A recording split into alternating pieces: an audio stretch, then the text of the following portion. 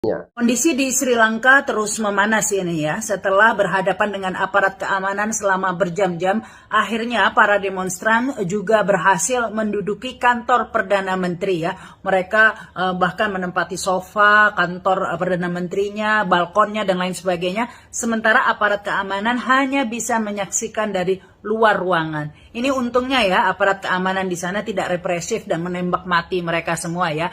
Karena yang dilakukan aparat keamanan di sana hanya menembakkan gas air mata untuk membubarkan massa. Tentu saja para demonstran tidak mau bubar ya dan terus merengsek masuk sehingga juga menduduki kantor Perdana Menteri selain kemarin Istana Presiden, juga bahkan menduduki stasiun televisi pemerintah di sana ya. Sementara Presiden Gotabaya Rajapaksa sendiri dikabarkan berhasil kabur ya, melarikan diri ke Maladewa, kepulauan di seberang Sri Lanka.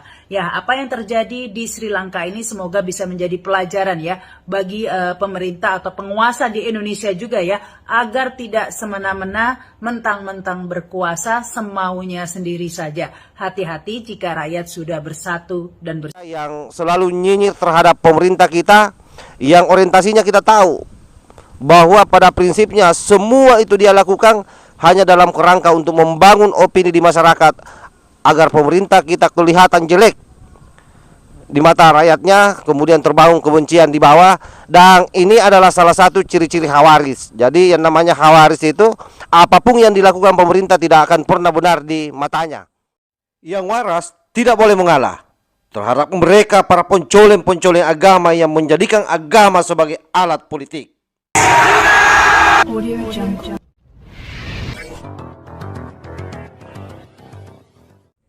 Bismillahirrahmanirrahim. Assalamualaikum warahmatullahi wabarakatuh. Om Swastiastu, Namo Buddhaya, salam kebajikan. Beredar lagi video yang begitu viral yang beberapa hari yang lalu sempat saya up, yaitu perempuan cantik pecatan staf ahli wakil ketua MPR yang beberapa hari yang lalu sempat memberikan sindiran kepada Pak Jokowi. Hari ini sindirannya jauh lebih cadas lagi karena mencoba menyamakan antara Sri Lanka dengan Indonesia. Saya kira orang-orang seperti ini memang betul-betul sudah memiliki perspektif yang buruk terhadap negaranya sendiri. Ini karena didasari oleh kebencian. Padahal semua orang tahu bahwa hari ini Pak Jokowi ditunjuk menjadi salah satu koordinator Satgas Penanganan Krisis Ekonomi Global. Dari 6 kepala negara, beliau adalah salah satunya yang ditunjuk oleh Perserikatan Bangsa-Bangsa. Itu artinya apa? Bahwa Pak Jokowi dinilai oleh negara-negara yang ada di dunia melalui Perserikatan Bangsa-Bangsa sebagai presiden yang sukses mengendalikan ekonomi, apalagi setelah pasca pandemi dan pasca terjadinya perang antara Rusia dan Ukraina. Oleh karena itu, saya menghimbau kepada seluruh masyarakat Indonesia, khususnya terhadap mereka-mereka yang selalu nyinyir terhadap pemerintah kita, yang orientasinya kita tahu bahwa pada prinsipnya semua itu dia lakukan hanya dalam kerangka untuk membangun opini di masyarakat agar pemerintah kita kelihatan jelek di mata rakyatnya, kemudian terbangun kebencian di bawah. Dan ini adalah salah satu ciri-ciri khawaris. Jadi yang namanya khawaris itu, apapun yang dilakukan pemerintah tidak akan pernah benar di matanya.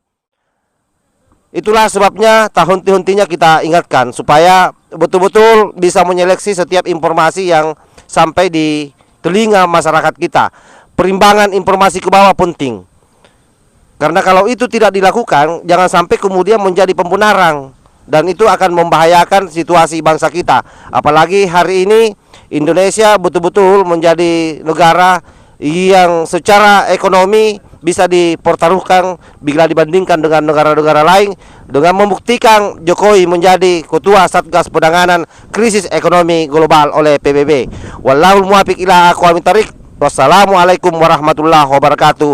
NKRI harga mati, salam Nusantara.